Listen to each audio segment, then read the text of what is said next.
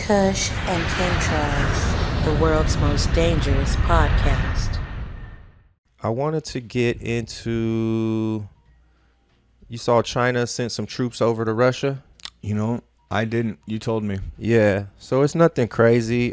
They've had this military exercise before Russia has, but this time, well, China's been before one time before, so they're going again now, and it's just a show of solidarity. You know, it's no,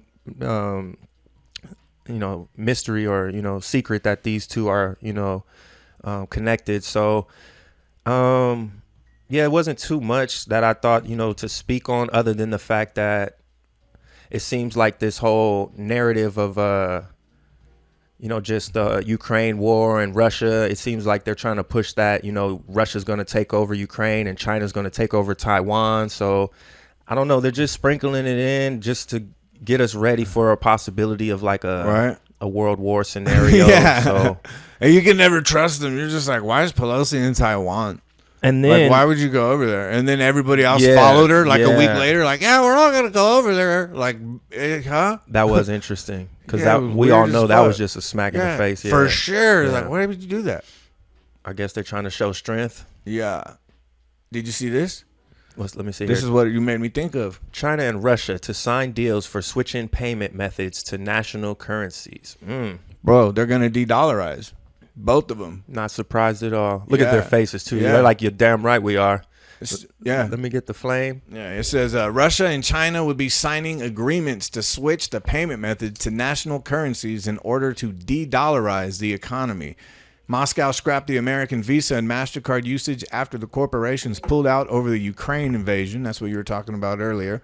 Russia then decided to switch to the Chinese card system instead, and its largest state bank, Sberbank, that's spelled Sberbank, issued MIR cards with China's Union Pay. So there's a bunch of details here, but basically they are de-dollarizing, and Iran is jumping in as well. That is right here. It says Iran had similarly announced plans to de-dollarize its economy and do away with the repercussions of the United States imposed sanctions. So these people are like, hey, dude, you know what? Fuck you. You're over there playing tough guy. We don't need you, bro. We're going to do our own thing. At least that's what it looks like to us. Maybe this is a big game of stratego or risk, and they're just fucking putting it on for a front. But if I take this at face value, like you said, that shit with Ukraine and Russia kind of seems like an excuse for all this to pop off. And in a vacuum, bro, like, because I don't know the repercussions that this would have on our economy. So, of course, I'm not going to just fucking cut off my nose despite my face, sit here, talk shit about America, and then we're going to go through some crazy shit because of this de-dollaring. But to me, it's like, they should, right? Like, that's do what you want to do. I'm not surprised. Like, I'm surprised that it's took this long. Why would you use a dollar if you're not from America, bro? We've been demoing everybody. Crazy. Yeah, bro. You gonna use some money? You gonna use my money? Like. So look at this down here. So then I saw this right here. It's the first time I heard that term too. De-dollarize. Yeah. Have you seen this? SWIFT. That's probably trending in China. Have you heard of SWIFT? I have it's an acronym for. It's a financial service. There it is, right there. System for transfer of financial messages. Oh no. No. Equivalent This of is the Moscow's SWIFT. Okay. domestic system. This is the SPFS. That's above it, but Okay. let's see. It might have said it up here. It didn't. It doesn't. But anyways, look it up. It's basically a governing board that governs all the central banks in Europe and Japan, dude. Watch this. Let me read this one right here. Is it right there? The Russian government. Listen, the Russian government will sign relevant agreements with the Chinese government to make the alternative financial method permanent that it adopted after it was banned from the international system SWIFT by the U.S. and its ally EU. Okay? So, long story short, dude, I thought I could have sworn I had the companies that are the countries that run SWIFT. I know I did. But anyways, it might be down here. So anyways, what I got to thinking was right away, I'm like, yo, this sounds like World War II, bro. when everyone started blaming Hitler for starting shit over there in Europe. But all he did was kick out the central bank, right? He kicked out the Rothschilds. He started doing his own thing. Germany's economy fucking went up. If you guys don't know, look this up. Hitler outlawed homosexuality, interest, and pornography. And within 6 years, the German economy was the strongest economy in Europe. And that's why World War II broke out. So anyways, I started thinking like, it sounds like the same thing. So then I looked it up, bro. PolitiFact. Vladimir Putin ended the Rothschilds' control over Russia by nationalizing the Russian centralized bank. False. And I was like, oh shit, bro.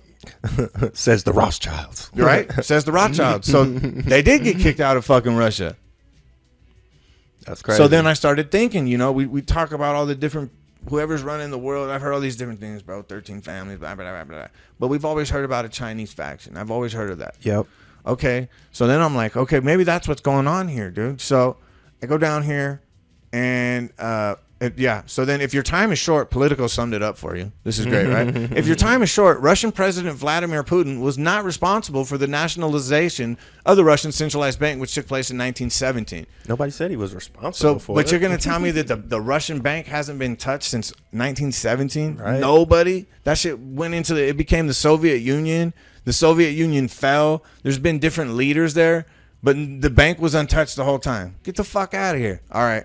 So then the next one, the Rothschild family banking business has had an office in Russia since the 1990s, but it has no oversight over the country's currency or monetary policies, which are controlled by the Bank of Russia. Okay. The Rothschild family long has been the target of conspiracies, and their wealth is believed to be responsible for inspiring the anti-Semitic trope that Jewish people control the world's money. Shit. Right? And I'm like, yo, this is crazy. Let's look at the sources for this fact check. I saw this down there. So I'm like, okay. Humor me. The Bank of Russia. Yeah, right. How are we going to get the straight story from the people we're investigating, bro? Two of them. Bank of Russia, Bloomberg. Okay. Britannica. A Facebook post. Wow. A Facebook post. At least they're honest. Right? PolitiFact straight. And then PolitiFact used cited themselves. a Facebook post. They used themselves. As a source. And then they used Reuters, which is also a fucking alphabet agency owned. Damn, geez. And then look at the last one. Rothschild and Company. They didn't expect you to look at the sources, bro. I was like, what the fuck? Dude, how are you claiming that this is not biased, bro? It's like you asked everyone that you would ask to get these answers. I love it. That's fucking bizarre, dude. So, this is it. SWIFT, dude. Look at this. SWIFT is overseen by the G10 central banks. Belgium, Canada, France, Germany, Italy, Japan, the Netherlands, the UK, the US, Switzerland, and Sweden. Conveniently, China and fucking Russia are not on that list, bro. Okay? So who the fuck runs the People's Bank of China? Or who runs the one in China? The People's Bank of China is the central bank of the People's Republic of China, responsible for carrying out monetary policy and regulation of financial institutions in mainland China. So I think this central bank right here, this is the Chinese faction. Mm-hmm. And Russia was like, fuck you guys, get out. I'm going with these guys. And that's what we're seeing over here. Some mafia shit. Yeah. Huh? Yeah. And that's how it's playing out. Exactly. Well, we're sending our mafia guy, Dennis Rodman, over there to do our negotiation, funny. bro. With Brittany Griner. We're sending the worm, bro. That was so awesome. It was like, yeah, he's going over there. He's like, I'm going to go get that girl. You gonna get her out? I'm going to go get that girl. I'm going to go get that girl. What's her name, Dennis? I don't know. It doesn't matter. She's coming home. Mm-hmm. You know what I mean? Yeah. Dennis dude. can handle it. Dennis is wonderful, bro. That fool was a key component of the Bulls, bro, and the Pistons, but he was just so good, dog. And think about when he went to North Korea. That was at a time when we really didn't know nothing about North Korea. Nobody went there. But Dennis went. Did. Yeah, Dennis had a basketball game. He was chilling with Young Un. Yeah. Did I say his name right? Probably. No disrespect. They'll come at your head. Kim Jong-un? Kim Jong-un. There Kim you Jong-un, go. something like that. Yeah. So now he going to go holler at Putin, huh? Yeah. That fool's a G, bro. It's like, fuck it, dude.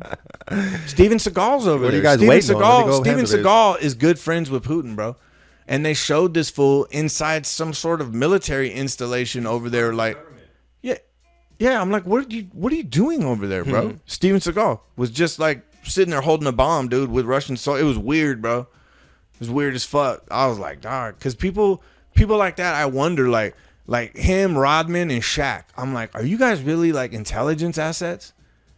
And you're pretending to be like movie stars and athletes and shit? Or were you athletes and movie stars and then you got asked to be? Because like even Shaq like he gets into like weird things. Like he's a sheriff and shit. Shaq for sure. Bro. Yeah. You're just like, what the fuck? Before we did this pod, man, I used to watch this cool channel who would break down people's like MK Ultra connections and shit. Man, that shit was so interesting, but shit like that don't exist on YouTube anymore. Yeah. But yeah, Shaq's pops was heavy into the military, and you know, oftentimes their kids sometimes become assets, you know, so. Oh yeah. Yeah. A lot of times. And Shaq was in those videos I was watching. Tiger Woods. I believe it. Michael Jordan, I believe too, when his pops died and shit. I believe it. Yeah. Kush and Chemtrails, the world's most dangerous podcast.